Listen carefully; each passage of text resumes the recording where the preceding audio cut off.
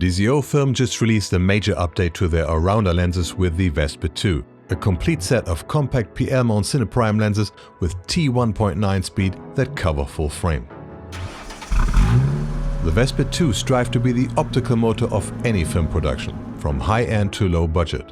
What is really unique about the Vespid 2, they support lens data in form of the Cooke Eye protocol, a first in this price class. We had the chance to test the Vespid 2 in a real-life project on one of Europe's largest virtual production stages.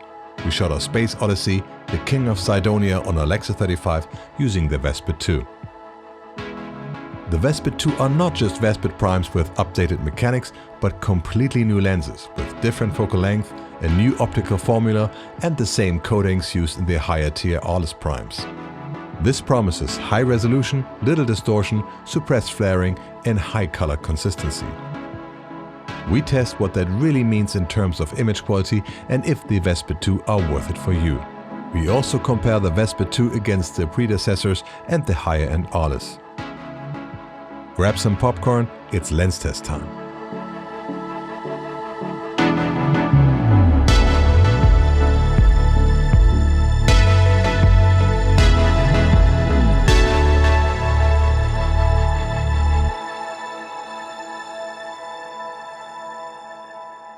The last couple of years have been a great time for those that look for Cine Lenses. Many new options have been introduced to the market, and that at a quality and a price that would have been unheard of a decade earlier. DZOFilm has been and still is an important innovator, and their Vespid 2 primes have been one of the go-to all-rounder lenses in the low-cost cine segment. Now DZO delivers an update with the Vespid 2 primes, starting with 6 focal lengths ranging from 80mm to 105mm. Besides an overall improved formula and new coatings, the Vespid 2 are the first affordable Cine lenses that are equipped with a lens data port using Cooke Eye lens protocol, something formerly only available with new high-end Cine lenses like the Cooke S8. Not even Cooke's own SP3 are equipped with Cooke Eye lens data.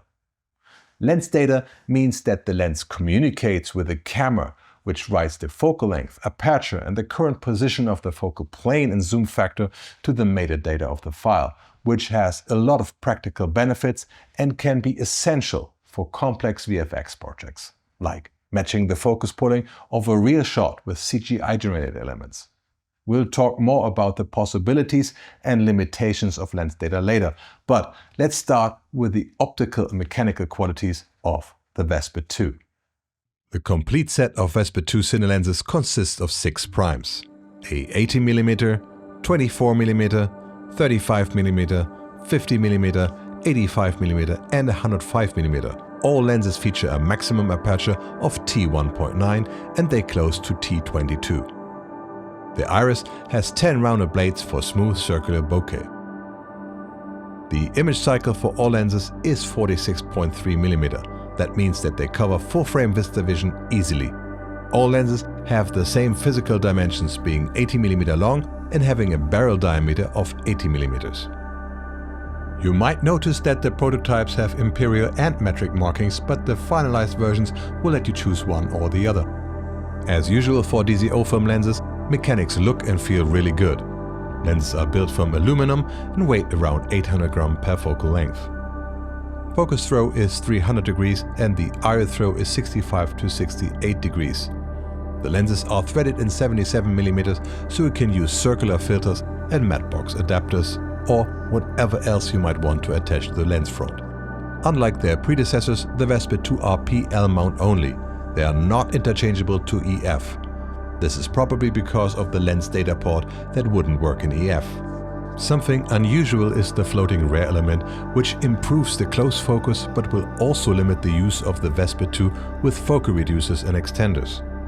Like mentioned, the Vespid 2 will be equipped with Cooke Eye lens data. These prototypes don't have the lens data connectors of the finalized versions, but the connectors are integrated into the PL mount here and in a separate LEMO connector that will be where this hatch is. It will look very similar to the connectors of the Cyber Vespid. The set price for 6 lenses, including a hard case, is $6,500 and a single focal length is around $1,200. Just like the Vespid 2 strive to be true around Cine lenses that feel at home on mirrorless cameras, as well as on high-end cine cameras and everything in between, from Super 35 to full frame. We have used them on our full-frame Lumix cameras, on our Kinefinity Marvel F Mark II, our Alexa XT, as well as an Alexa 35. Optically, the Vespid 2 have a different formula compared to the Vespid. Their T1.9 is slightly faster than the T2.1 of the first generation Vespid. And the available focal length are a bit different too. So we are not talking about the same lenses with an updated mechanics, but about quite different lenses. The floating rear element is part of that formula. Now, what does that mean for image quality, and is there a noticeable improvement to the Vespid? We have a small set of Vespid primes here, the Cyber versions that are optically identical to the normal Vespid, and we will pitch these against the new Vespid 2 primes. And while we're at it, we will pitch the 50mm Vespid 2 against DZOFilm's higher-end 50mm Arles lens.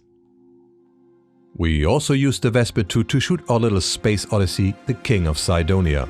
We filmed at 10 Dot Studios in Sofia, one of the largest virtual production facilities in Europe, and that was quite a ride for us. Watch our episode Into the Volume, a deep dive into virtual production. The history, technology, terminologies, simple tips and tricks, what it is great for and what it's not great for. We give you advanced knowledge about this versatile production method. If you don't want to miss that, hit subscribe and activate notifications. Now let's get into the most important part. How do the Vespid 2 look? As always, we are not really that interested in lens or color charts.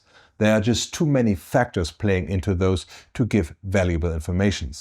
We are more interested in giving you real-life situations to get a good feeling of what the lens can do for you and have you judge them by what you experience. If you're interested in our opinion, you will find it in the verdict at the end of this episode. Full disclaimer, DZOFilm gave us a set of prototype Vespid 2 lenses for this test. Therefore, this episode is marked as a paid promotion. As always, we are free to say what we think and you can make up your own mind with our test footage.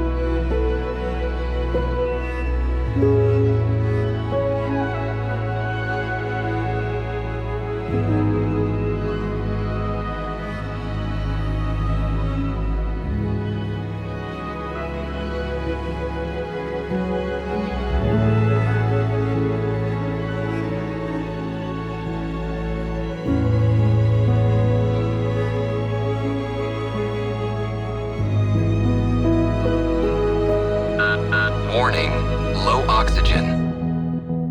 For our The King of Sidonia shoot, we used the 80mm to do the POV shots that were shot on full frame from inside the helmet, as well as to capture the reverse shot that is added as the visor reflection in post.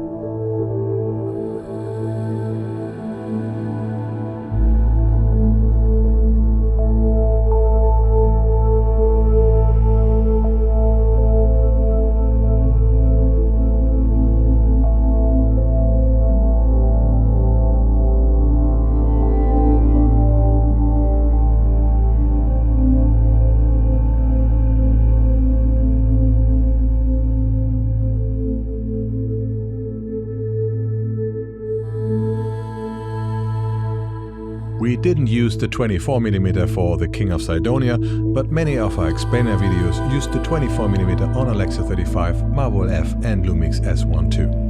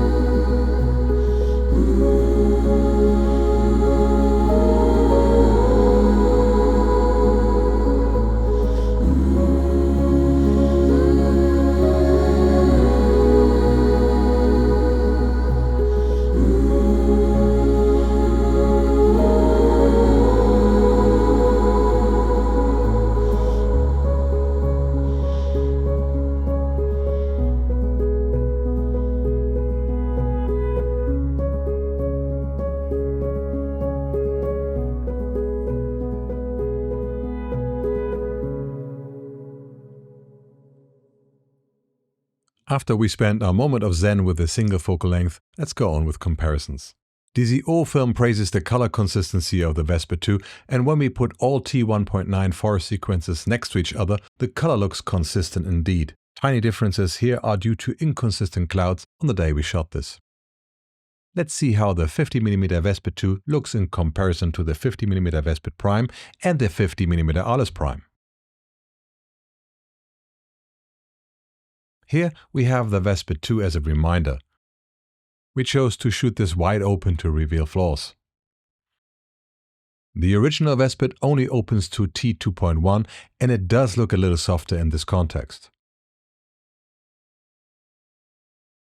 This is the Arles and we shot that for better comparability at T2.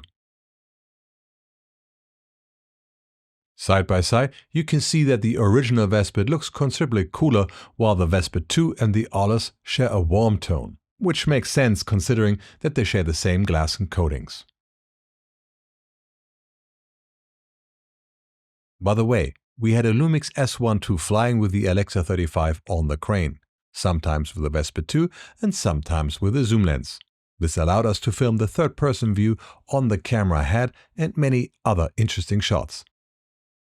As the lab test from Cine confirmed, the S1 II with dynamic range boost has about the same dynamic range as the original Alexa. And Panasonic also released Referral-link C3 for their new full-frame cameras. What does that really mean, and does that make the S1 II the perfect B-cam for Alexa productions? How close can you really get to an Alexa with the S1 II? We are working on a little episode about color science to find out. We also attached our S1 II with Referral-link C3 right under the Alexa, and while the perspective is different due to the lower position, this gave us the chance to film and compare both systems side by side in our lens test. With our Lumix Color Science episode, we will test the Log C3 feature and go into the best workflows to match an Alexa, or to get the best results in general. If you don't want to miss that, subscribe and hit notifications, and or get on our mailing list, just write your name to boxoffice@media-division.de. You should also do that if you're interested in our next subject, Cooke Eye. One of the unique features of the Vespid 2 is Cooke eye lens data, at least in the affordable lens tier. No other comparable set offers lens data at this time. As mentioned, our prototype lenses don't have the Cooke eye connectors installed, so we decided to do an extra episode about Cooke eye and the Vespid 2 as soon as they are available. If that episode is out by the time you are watching this, we'll put a link in the corner and in the description. For now, we will give you the basic idea.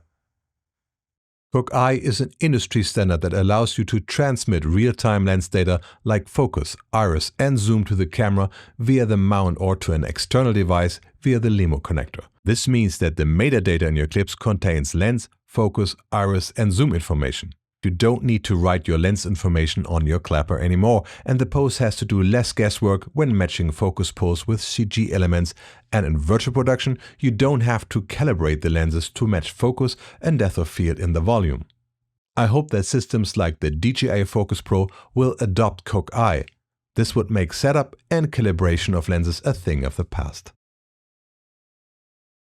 Now it's time for our verdict. During our time with the prototypes of the Vespid 2, we didn't see much to complain about. The Vespid 2 are very sharp, contrast-free and clean, with very little distortions, chromatic aberrations and breathing. They are straightforward all-rounders with no distinctive look. They have great optical quality and consistency throughout the set, and they are very practical in almost every regard.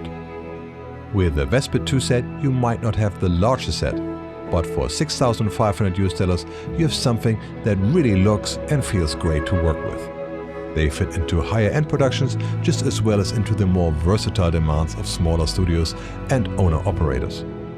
If you are looking for expressive lenses, the Vespid 2 might not be for you. You'll be better off with vintage or detuned sets. But if you're looking for modern, transparent lenses that just play along great, have a look at the Vespid 2. Cooke eye is something unique in this price class, and we can't wait to test that for you once the production lenses are here. Of course, you could always use a stop more light, but with the long flange and the optical perfection that the Vespid 2 strive for, they would have to be much larger, heavier and more expensive. Basically, exactly what the DZO Arles are. The Vespid 2 are designed to be the sweet spot of image quality, versatility, portability and affordability. And we think DZO hit that spot perfectly. We hope you found our Vespid 2 test helpful. Maybe hang around with us a little more. This channel is full of great adventures for filmmaking, and we always try to make it as entertaining and educational as possible. Don't miss our virtual production episode, Into the Volume, and our Space Odyssey short film, The King of Cydonia, that we shot with the Vespid 2 on the virtual production stage of 10 Dots in Bulgaria. Subscribe and hit notification to see when that comes out, and if it's out by the time you watch this, a link is in the corner and in the description. The crew of that production that you also see in parts of this episode will have their special credits and thank you in that episode, but let me give a quick shout out to Genjo, Ivan, Ivalio, Valentin, Boslav, Christina, Radi and Yavo for making our short film possible. It is a blessing to work with pros. We would like to thank DZOFilm for collaborating with us. Always remember that we couldn't create content at this level without the support of industry heroes. If you are an industry hero and you have an interesting product for advanced filmmaking that you would like to show to our audience in an entertaining way, let's talk. Our contact is in the description. As always, this video is made possible and is dedicated to our beloved members. Thank you so much. We can't do it without you. This is it for today. I'm Nicholas signing out with Nerdlicious wishes. Shoot something amazing.